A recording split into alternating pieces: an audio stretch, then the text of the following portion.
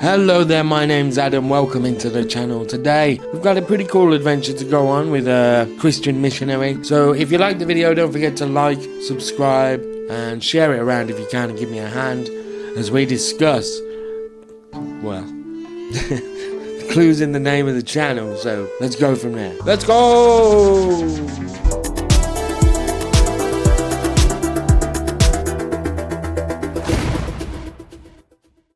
John Allen Chau is the subject of this video, and you may know him, you may not know him. What you do need to know about him is on November 16th and 17th, 2018, Mr. Chau travelled to North Sentinel Island to preach the word of God and to bring Jesus to the natives. North Sentinel Island is part of the Andaman Islands, an Indian archipelago in the Bay of Bengal. It is roughly square with an area of about 60 kilometres. It is surrounded by corals, making passage there treacherous.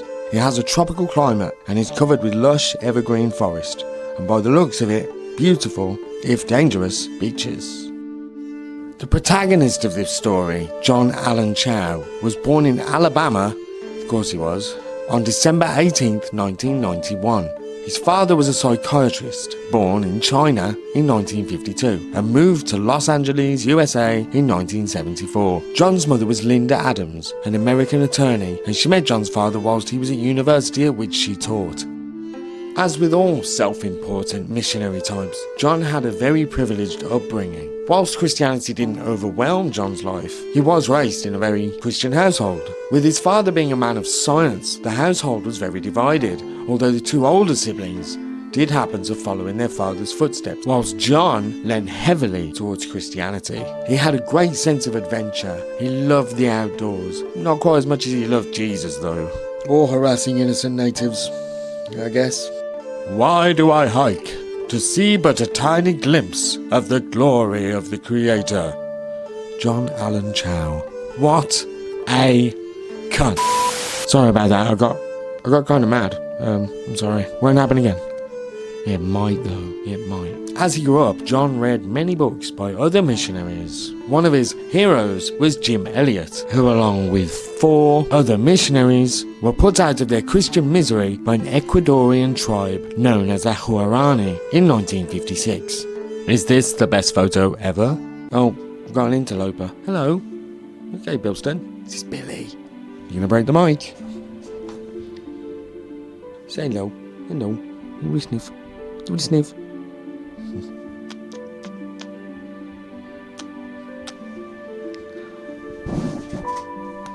That's who I do it for. To pay the vet bills.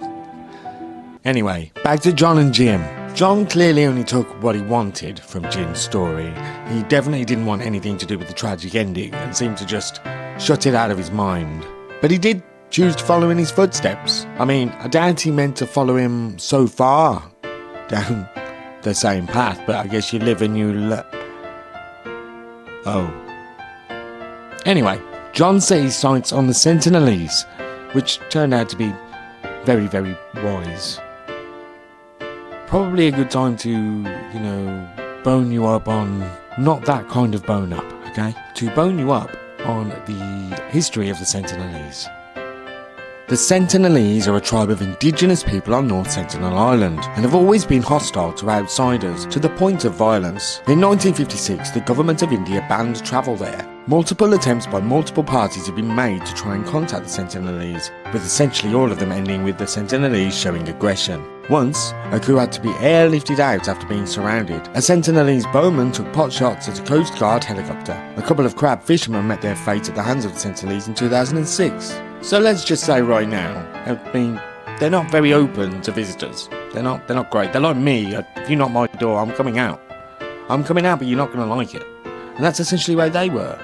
They just wanted to be left alone. But left alone, they were not. Although most attempts at connection ended in violence, that hasn't always been the case. In 1967, an anthropologist named T.N. Pandit and a team of 20 were working on an anthropological survey of India. They went to North Sentinel Island to try to befriend the people. They discovered the tribe and noted the lean-tos, weaponry, fishing nets, and some evidence of metalwork and skeletal remains of pigs, but failed to establish contact. In 1974, Pandit returned with a film crew, another team of anthropologists, and armed police. The plan was to film a documentary, Man in Search of Man. It didn't exactly go as planned. The plan formed by Pandit and the team was to spend 3 days leaving gifts for the Sentinelese, establishing that they meant no harm and were peaceful. The Sentinelese didn't give a single shit. As soon as the boat arrived, they began firing arrows. The boat team managed to leave gifts including steel cookware, fish nets, fruit, a doll and a live pig. As they left, the Sentinelese fired more arrows, one taking the documentary director in the thigh. Somebody shot my leg! Apparently, the archer laughed uproariously, the Sentinelese cheered, and as the boat containing the director and his team withdrew, the Sentinelese killed the pig, buried it, and took the nets and cookware. During the 70s and 80s, Pandit actually went there several times, apparently as a expert advisor. Expert advisor of what? How to get your director shot. But eventually, it must be said, the locals must have started recognising him. They should have called him Boomerang Pandit, I think, because he kept coming back. You're back! Boomerang Trotter always comes back. His persistence did pay off though. Whilst many interactions still ended up hostile, a few of them actually went rather well, with the Sentinelese willing to take gifts that he left for them. So that's good, right? They're just not ready to take God. He reported that sometimes the Sentinelese would wave, as if expecting them or welcoming them, but other times they were more hostile. They'd turn their backs and squat as if taking a dump, or the men would shake their penises violently towards them. He took that to be a hostile thing rather than an invite to an orgy, which I think was probably the smart choice. Yeah, I think. Anyway, speaking of dicks, let's get back to Chau. At the tender age of 17, Chau couldn't get the idea of Sentinel Island off his mind. Like most Christians, he couldn't just rationalise the fact that people had already tried this and died. It was his mission. He was somehow special, and he was going to succeed. After completing college in 2014, during which he went on a couple of missions with other students to Cape Town, he dedicated his life to the outdoors. He took his first trip to the Andamanese Islands in 2015, the islands including North Sentinel. He backpacked alone through South Africa and India. During these trips, he posted a lot to his Instagram account, picking up a decent following, but he very clearly stayed away from posting the negatives, wanting to lead the people of his channel into believing he had an idyllic life. In 2015, he frequently posted pictures of himself hiking, on the beach, or generally having a great time in the Andamanese Islands, consciously leaving out that he was gearing up to fulfill his glorious purpose. After the return from the Andamanese Island, his father was relieved, but the next year he went back. And then, his dad was like, okay, time to step in now. John's dad told John that he thought he'd cherry-picked all the positives out of her story, and that he wasn't really addressing the real situation, the fact that it was very dangerous and he was very likely going to die. John shrugged it off though, because as we all know, Christians love to cherry-pick. John's father believed him to be delusional and an extremist. And coming from your own father is crazy enough, but when you take into consideration that his father's actually a psychiatrist, kinda carries a lot more weight. Following all of this, John attended a camp for training missionaries in Kansas called All Nations, whose mission was to convert all tribes to Christianity. Goddamn fucking Christians. In this weird camp, they'd set up a fake Aboriginal camp and roleplay. I'm not even joking. That's literally what they did. Some of them would pretend to be tribe folk and others missionaries, and then they would roleplay, trying to convince each other that they're friendly or something, and you'd leave gifts for them and whatever weird shit Christians do over there, man. I don't know what the fuck's going on. On November 14th, John managed to convince some Christian fishermen to take him across to the North Sentinel Island, something seriously illegal. The next morning, John made his first attempt to get to the island. The fisherman would only go so far, so he stripped down to his pants and got in a kayak. He got in his pants apparently because he thought the islanders would welcome him more if he was wearing similar attire. I don't know how much that's going to work, but I don't think tighty whities is really very native. Is it really? So then he rows over to the island, and he's over there in his tighty whities. Over the next 2 days, John Allen Chau would keep a diary, and his entries available in the description. I've got the images in the video, but if you want to read it properly, you can down below. But I'll summarise and pepper in a few quotes along the way so you get the gist if you can't be bothered to read it. Let's just say the first entry doesn't go so well. I'll put the image of the diary extract up in a minute. On November the 15th, he writes that the Sentinelese were not impressed with his presence. He had kayaked over with scissors, tweezers, pencils, safety pins. I guess just in case they wanted to open up a W.A. Smith's or something. And some fishing line, hooks, and various other little things. Including, for some reason, his passports. He does say later that he regrets losing them. Oh, and of course, his Bible. Can't go on a mission without that. You ain't getting into heaven without it, Sonny Jim, laddie boy. That's definitely enough of that. John wrote, I rowed past one, then saw movement on shore. 2 armed Sentinelese came rushing out and yelling at me. They had 2 arrows each, unstrung, until they got closer. I hollered, my name is John. I love you, and Jesus loves you. Jesus Christ gave me authority to come to you. Here is some fish. Now, I'm not the smartest cat in the world, that I'm far from it. But surely, going to an island, you know they don't speak English. And the first thing you want to do is start shouting at them about, well, anything. They're not going to understand what you mean. They're just going to hear loud, aggressive sounds and be mad at you because they think you're being aggressive. Secondly, what do you mean Jesus gave you authority? He didn't. He didn't do anything. He's got nothing to do with this. You're just using his name. It's literally nothing to do with him. This is all your ego, John. Even if he did, he didn't. But even if he did, he didn't. But even if he did, what would that achieve? Jesus what? They don't know who Jesus is. They've never heard of him. Are you expecting them to just go, oh, Jesus, that dude. Oh, yeah, he's cool. Okay, let's hear this guy out. He knows Jesus. So, no, they don't know who Jesus is. And on top of that, what authority do you think Jesus gives you? If you were to come to my house, knock on my door, and then try and push your way in, saying, Jesus gave me authority, you're not going to leave in a very good state. I'm going to be honest. Why do you expect anything different? And I know who Jesus is. He continues. Here's where this nice meet and greet went south. A child and a young woman came behind the 2 gift receivers with bows drawn. I kept waving my hands to say, no bows. But they didn't get the memo, I guess. Oh, John, did the big bad natives not understand what you were saying, John? Is that... Poor John. Oh, I'm sorry not everyone on Earth speaks English, but it must have been tough to realise. Hold on, it gets better. By this time the waves had picked up, and the kayak was getting near some shallow coral. The islanders saw that and blocked my exit. Then the little kid with bow and arrow came down the middle. I figured that this was it, so I preached a bit to them. So what he's telling us is, there's a kid with a bow, there's obviously 3 adults, and he just thinks, I know they can't understand what I'm saying, I'm just gonna preach to them. Oh, Charlie, what are you trying to tell me?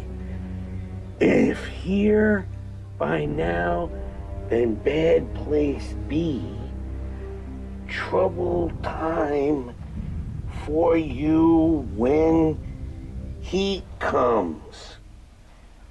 Jesus Christ, the kid's an idiot. Wait, we're getting to my favourite bit. This bit is brilliant. He continues. Then they took the kayak. Then the little kid shot me with an arrow directly into my Bible, which I was holding in front of my chest.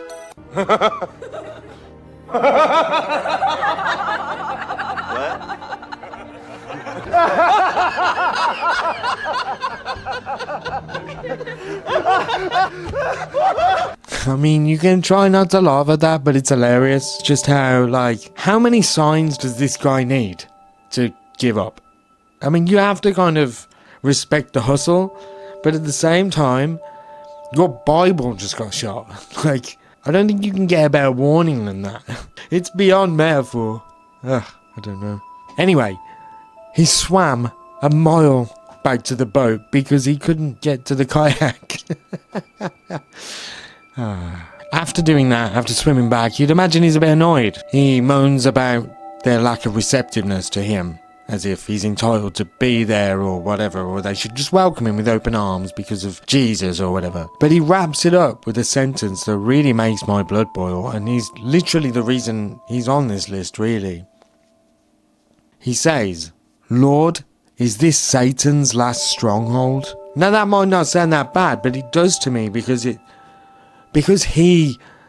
won't accept him and he's God and he's Jesus shit, even though they can't understand him. He's immediately making out as though they're evil. And I think that's abhorrent. And that's why he deserves to be on this list of absolute Did it again, didn't I? I got angry.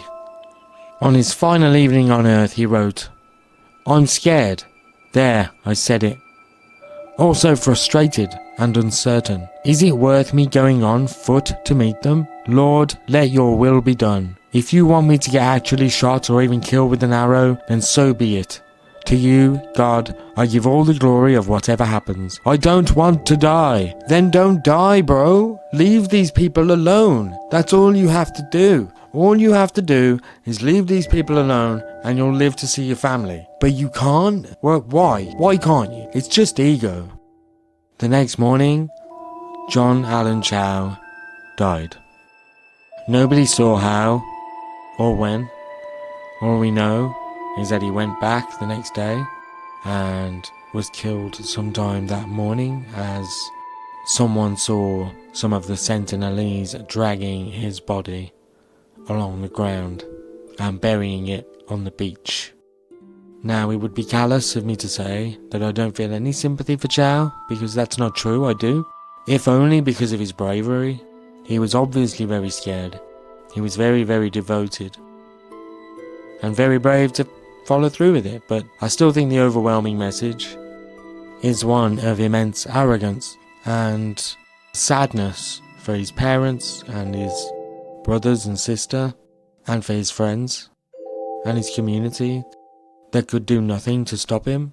I think there's a very poignant lesson in this, that live and let live should be propped up more by Christians rather than this ancient colonialism.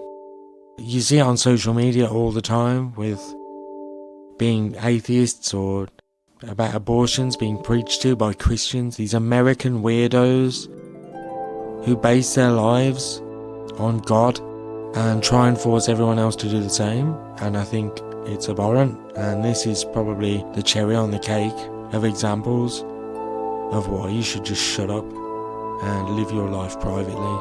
Let people live theirs. It is not your job to change people's beliefs. It is your job to believe what you believe and to leave everyone else to believe what they believe. Unfortunately, the Christian inability to do that cost John his life. And whilst I do have some sympathy for him, he really, really was very much deserving to be on the list of massive, massive cunts. Damn it, I did it again. Thank you so much for watching the video and sticking it through with me till the end. You are fantastic. I really appreciate the support. Like the video if you like the video. Hit subscribe if you want to see more. And I'll see you next Tuesday.